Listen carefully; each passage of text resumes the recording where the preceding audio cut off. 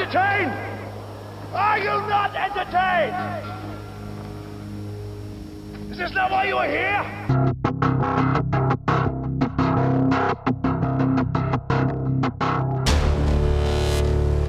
This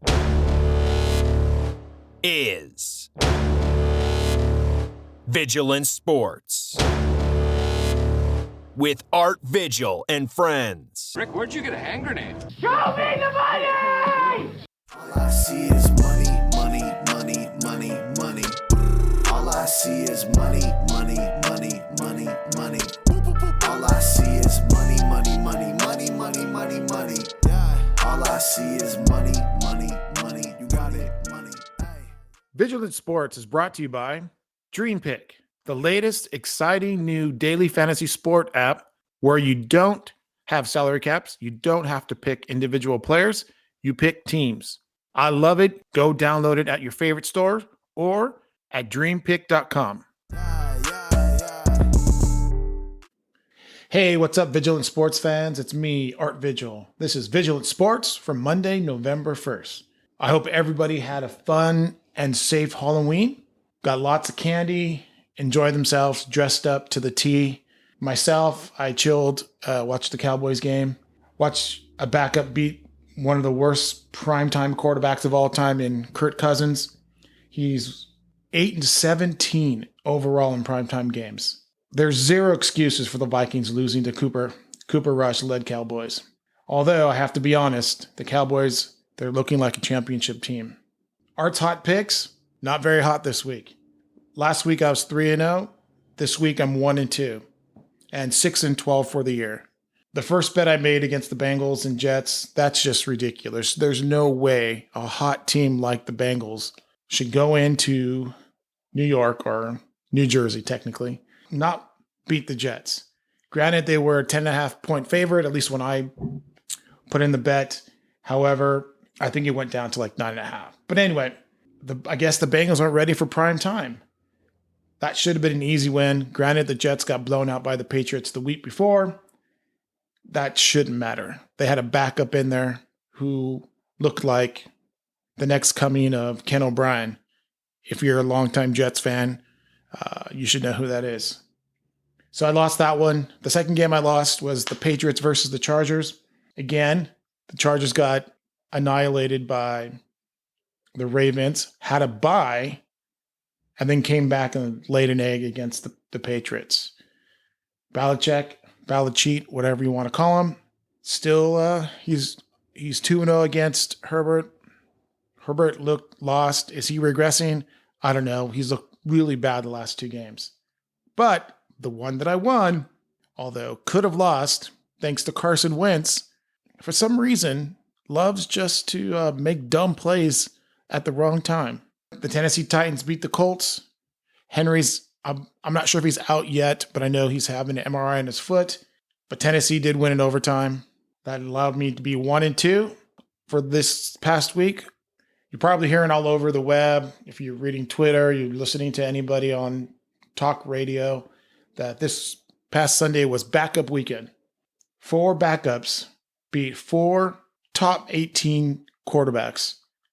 I would like to say for the first time. I've been watching football for a long time. I really don't recall 4 backups beating 4 really good quarterbacks. Trevor Siemian, granted he came in late because of the injury to Jameis. Looks like Jameis is out for the year. I feel really bad for him. He went to the Saints to learn behind Breeze last year, took a pay cut. Granted, he threw 30 interceptions and 30 touchdowns the year prior to becoming a Saint. He did take a pay cut. He was betting on himself, and looks like it's not going to work out, at least for this year. He did look a lot better. He was protecting the ball more, but he's out for the season with an ACL injury, and it looks like it's Trevor Siemian's team for now. But Siemian outplayed Tom Brady. The Saints are 3-0 against Tom Brady in the regular season over the last 2 years. I don't know what it is. They remind me of the New York Giants when the Giants beat the Patriots in the Super Bowl a couple years back. Geno Smith had a game. He looked like Russell Wilson. He outduels Trevor Lawrence. Granted, Lawrence is a rookie. The expectation is Lawrence will be a top 5, top 10 quarterback over the coming years, but it's Geno Smith. Cooper Rush beat Kirk Cousins. Although I mentioned earlier he's the worst primetime quarterback ever. They had the better team last night. The Vikings let him off the hook. And as I mentioned before, I cannot believe Mike White beat Joe Burrow. But it happened. I watched it, screamed at the TV.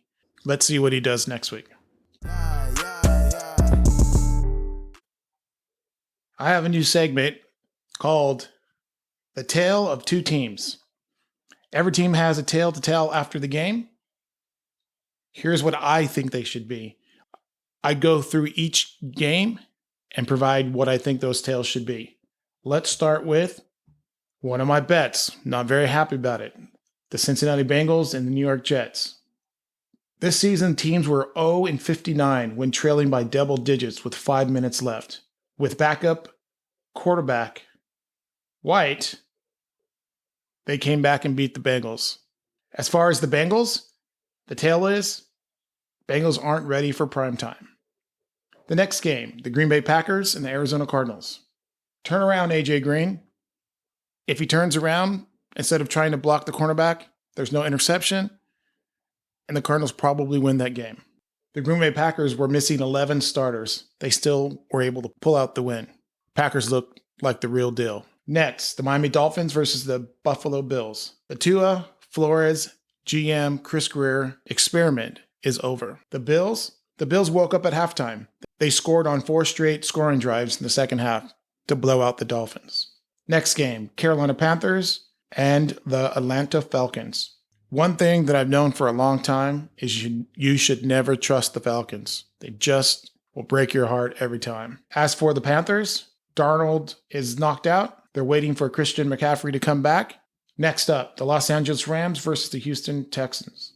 Total domination by the Rams. The Texans are a complete mess. I would call it a rebuild, but let's call it for what it is, a mess. Next up, the Philadelphia Eagles and the Detroit Lions. Eagles fly high against the Lions. The Dan Campbell and Jared Goff need to start eating more knees. They're just not a very good team right now. It looks like they quit. The Eagles aren't 38 points better than any team. Next up, the Tennessee Titans and the Colts. A.J. Brown saves the day. Sounds like Henry's out for the season, and Wentz gave it away. He cannot continue to throw interceptions or fumble at bad times of the game. Next up, Pittsburgh Steelers, Cleveland Browns. The Steelers look like the Steelers of the 70s. They won by hard running and great defense. The Browns, they're just not living up to the hype. Next up, the 49ers and the Chicago Bears. Garoppolo played like there's somebody waiting to take his spot. Pretty sure they scored on 7 straight series. He even ran for 2. That doesn't sound like the Garoppolo of old. And the Bears seem to play better without their coach, who was in COVID protocol. Next, Jacksonville Jaguars and the Seattle Seahawks. I think that was Geno Smith's best game out of his 8-year career. He looked like he belonged. Quarterback controversy maybe in Seattle? I doubt it. The Jags? Urban Meyer looks like a college coach. I know it's early. Not looking too good. The New England Patriots and the LA Chargers. Shocker, Belichick beats a young quarterback. It's kind of his forte. The rest of the season, he doesn't play young quarterback. And is Herbert regressing? He's looked really bad the last 2 games. The Tampa Bay Buccaneers and the New Orleans Saints. Brady struggles again against Saints defense. As I mentioned earlier, the Saints defense reminds me of the New York Giants of the Super Bowl. They can pass rush, and they have outside coverage. For the Saints, Jameis gets hurt. He's out for the season. And Trevor Siemian comes in and beats what some people call the GOAT. The Washington football team and the Denver Broncos. Honestly, this is the one game I did not watch. I tried to catch a little bit of it, but it was kind of unwatchable. It's a really boring game. And the good thing for Von Miller, he was traded this morning to the Rams. All right, so that's my first installment of Tales of Two Teams. Pretty sure as I go along every Monday, it'll get better. Alrighty, the NFL season is almost halfway done. Thanks to the new 17-game season, this is week 8.5. We haven't quite finished. We have Monday Night Football tonight. Can you believe who's on top of each conference as of week 8.5? Let's start with the NFC. This one's a little more clearer. I'm pretty sure you wouldn't be shocked. But at 7, it's the Carolina Panthers. That's at 4-4. The Saints at 5-2, just come off a huge win against the Bucks. The Rams 7-1, just picked up Von Miller. Number 4, 6-2 Buccaneers, just lost to the Saints. Number 3, the Cowboys 6-1, pulled out a huge win against the Vikings with a backup quarterback. And if I read right, it was the first time that a quarterback named Cooper threw a touchdown to a wide receiver named Cooper as well. Granted, one's a first name and the other one's the last name. That's interesting. Number 2, the Cardinals, 7-1, had a heartbreak of a loss to the Packers. And number 1, the Green Bay Packers at 7-1. I'm not shocked. I actually picked the Packers to be representative in the Super Bowl, but there's a lot of football left to be played. We'll revisit this in a couple of weeks. The AFC. The AFC is a little more convoluted. There's some shockers that are on top. It's still close. Let's start with 7. The LA Chargers. They're 4-3. That's 2 losses in a row. One to the Ravens, had a bye, then came back and choked against the Patriots. Number 6, the Steelers. They're 4-3. How they keep winning with very little offense, with Roethlisberger being their quarterback still. Although he played a little better yesterday, they're still winning by running the ball and playing great defense. Number 5, probably a shocker to a lot of people, the Cincinnati Bengals, 5-3. They blew it. They had a great opportunity. Last week they were on top of the AFC. They lost to the lowly Jets. That might come back to haunt them. Number 4, the Bills, 5-2. Leading the AFC East as everybody thought they would. They played the Dolphins. It was 3-3 at halftime, although the Dolphins should have been up 9-3. They missed a field goal and then had a bad snap. Number 3, the Ravens, 5-2. Number 2 is the Las Vegas Raiders. Again, with Gruden being let go, resigned, fired, they are playing with joy, it seems like. They seem like they're enjoying being out on the field. Let's see if it continues. Sometimes when you get an interim coach, it gets you going for a couple of weeks and then you fall back into your same habits. But we'll see. They had a bye last week. Number 1, the Titans. They were really close to losing to the Colts. If it wasn't for Carson Wentz, dumb plays, the Titans would have lost that game. And I would have been 0-3 in my pick'ems. So thank you, Carson Wentz. So like I said, the AFC picture is a little more convoluted than the NFC. Next week, the teams could be a lot different. The Bills could be number 1. The Raiders could be dropping down. But that's where we stand today, almost halfway through the NFL season. Money, money, money, money, money, money. Yeah. All I see is money, money, money, money, money.